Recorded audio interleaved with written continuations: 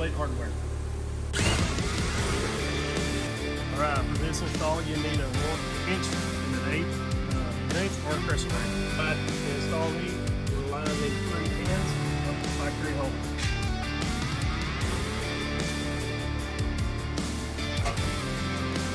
Easy as that.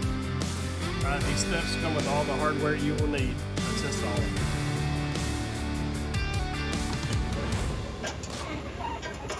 Alright, let's reinstall the skip plate. I figured out that the easiest part is to reinstall this first T40. Pretty straightforward, easy install. Install the 24 and up RZR crew. So if I ask any questions, call my subscribe.